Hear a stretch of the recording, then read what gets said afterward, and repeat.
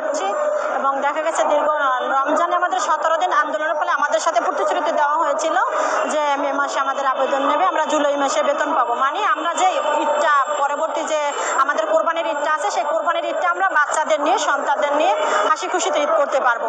আমরা ভেবেছিলাম যে সরকারের দেওয়া প্রতিশ্রুতি হয়তো আমরা এবার এমপিও পেয়ে গেছি। আমরা বাচ্চাদের নিয়ে গরু কোরবানি, প্রথমত গরু কোরবানি না করলে হয়তো একটা ছাগল কোরবানি করে আমার শিশু সন্তানকে নিয়ে এবার আমি কোরবানিটা করতে পারবো। কিন্তু দুঃখের বিষয় যে বাংলাদেশ সরকারের অন্তর্বর্তীকালীন বাংলাদেশ সরকার উপদেষ্টা ডক্টর মোহাম্মদ ইউনূস শিক্ষা বান্ধব, তিনি শিক্ষকের জন্য করেন এবং শিক্ষা বান্ধব একজন হয়ে তিনি কেন যে আমাদের যে সাথে এইরকম গরিমসি করলেন আমরা আজও অনেকগুলো শিক্ষক কর্মচারী বুঝতে পারলাম না যে আসলে কেন এই গরিমসি হচ্ছে। আমাদের সাথে বলা হয়েছিল যে আপনাদের আবেদন না হবে, এই তো নিচ্ছে আপনাদের জন্যই কাজ করতেছে। সচিবালয় যখন আমরা গিয়েছিলাম, আমাদের সমন্বয়ক দিয়েছিলেন, তখন বলেছিলেন যে আপনাদের জন্য কাজ করতেছি, কাজ চলছে, কাজ হচ্ছে, কিন্তু কোথায় কি হচ্ছে। আমরা মনে করি যে জুলাই আগস্টের যে আমাদের সাথে যে গণহত্যাটা হয়েছে, আমাদের ছাত্রছাত্রীরা, আমরা অভিভাবক, আমরা শিক্ষকরা যখন মাঠে নেমেছিলাম, সেই সময়কাল ফ্যাসিস্ট সরকারের আমলে যে কর্মকর্তারা ছিলেন, আমরা মনে করি যে মন্ত্রণালয়, সচিবালয় এখনো সেই কর্মকর্তারা রয়েছেন, যার জন্য আসলে আমাদের কথাগুলো তাদের কর্ণকুহরে এখনো প্রবেশ করে না।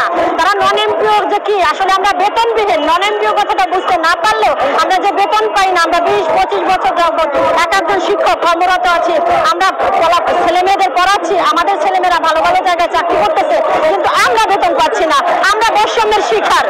আমরাই একমাত্র নন এমপিও শিক্ষক কর্মচারী, যেটা বাংলাদেশের কোনো ইস্যে নেই, বিশ্বের কোনো মানচিত্রে দেখা যায় না যে আমরা বৈষম্যের শিকার। এ ধরনের বৈষম্য আমার মনে হয় না যে আর কোনো জাতির সাথে হচ্ছে, যেটা আমাদের নন এমপি শুকুর বিড়ালের সাথে ছেড়ে বা একবার করেছে। আমরা শিক্ষকগণ, মহিলা শিক্ষকগণ এখানে মশারি বিছিয়ে ঘুমিয়েছে। আজকে আমরা দেখা গেছে রিপোর্টার্স ইউনিটে খেয়ে না খেয়ে ঘুমিয়ে থাকতেছি। আমাদের মহিলা শিক্ষকদের নিরাপত্তা কোথায় বলেন? আজকেও কি আমরা রাস্তায় শুয়ে থাকবো, নাকি আমরা রাজপথে যেভাবে জীবন দেবো? তাহলে কি আমরা আবু সাইদের মতো যখন এক শিক্ষক রাজপথে জীবন দেবে, তখন কি প্রধান উপদেষ্টার নজরে আমাদের নন এমপি শিক্ষকদের বেতন নাই এই কথাটা প্রবেশ করবে, নাকি কখন প্রবেশ করবে? আসলে আমরা বুঝি না। আমরা যখন কোলের সন্তানকে রেখে এখানে আসছি, আমরা মৃত্যু এখানে বরণ করতে পারবো। আমরা সবাই আজকে কাপড় নিয়ে আসছি, আমরা এখানে মৃত্যুবরণ করবো। আজকে কান্না করতে করতে 20-25 বছর আজকে আমাদের চোখে পানি নেই, চোখের পানি আজকে শেষ হয়ে গেছে। আজকে যে কথাগুলো বলতেছি, সে কথাগুলো একটু কষ্ট বলতেছি, কত দুঃখের সহিত বলতেছি যে আসলে আজকে আমাদের চোখে পানি নেই। চোখের পানি কি আর থাকবে বলেন? যখন একটা মানুষ শেষ হইতে হইতে কিছুই থাকে না, তখন আজকে দেখা গেছে আমরা আপনাদের মাধ্যমে জানতে চাই যে আসলে আমরা ঘরের ভিতরে ফিরে যেতে চাই। আমরা 26 তারিখে আমাদের এসএসসি পরীক্ষা আরম্ভ। আমাদের শিক্ষার্থীদের ভবিষ্যৎ, আমাদের শিক্ষার্থীরা আমাদের সন্তান। আমি প্রধান উপদেষ্টার কাছে অনুরোধ করবো, বাংলাদেশের সকল বেতনবিহীন নন এমপিও স্কুল, কলেজ, মাদ্রাসা এবং ডিগ্রি কলেজ সমস্ত শিক্ষক কর্মচারীর পক্ষ থেকে আপনাদের মাধ্যমে ওনারা যেন আমাদের কাছে এসে অন্তত পক্ষে বলে যায়, যে প্রজ্ঞাপনটা জারি করে যায় যে আপনাদের বেতন অচিরে হচ্ছে এবং আপনাদের জন্য এই প্রজ্ঞাপনটা হচ্ছে, এটা যেন ওনারা বলে যায়। কারণ যখন আমি ছোট বোনের সন্তানটাকে রেখে আসছি, তখন কিন্তু আমার জীবনের মায়া করে আসি নাই।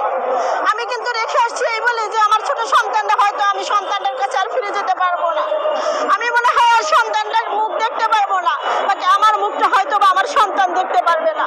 এই ভেবে কিন্তু আমরা এই ভেবে আমি এই আন্দোলনে আসছি এবং আমাদের প্রত্যেকটা শিক্ষক এই ভেবে আন্দোলনে আসছে যে আমরা আর ঘরে ফিরবো না। হয়তো আমাদের একার রক্তের বিনিময়ে আমার সকল নন এমপিও সহযোদ্ধা যদি এমপিও পায়, তাহলে প্রয়োজনে রাজপথে জীবন দিব, কিন্তু প্রয়োজনে আমরা এমপিও নেব। বাংলাদেশ সরকারের কাছে এটা পৌঁছে না, এই বাণীটা তার কাছে যায় না। আসলে আমরা বুঝতে পারি না যে কেন তারা করতেছে, কেন তারা এই বাহানাটা আমাদের সাথে করতেছে। সরকারের নজরে আমাদের এই কথাগুলো প্রবেশ করে না।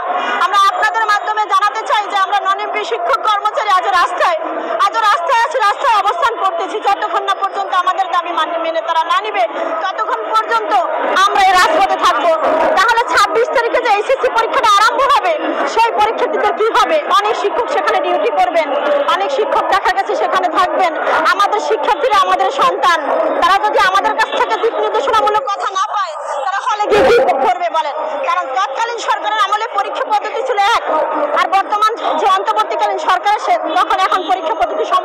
বিভিন্ন। তো সেখানে আমরা যদি ছাত্রছাত্রীদের দিক নির্দেশনা না দেই, তারা কোথায় গিয়ে দাঁড়াবে? আমরা আপনাদের মাধ্যমে জানাতে চাই যে অচিরে আমাদের নন এমপিও এই শিক্ষা প্রতিষ্ঠানগুলো আমাদের বেতনভুক্ত করুক, আমাদের ঘরে ফিরে যাওয়ার ব্যবস্থা করে দিক। আল্লাহ হাফেজ।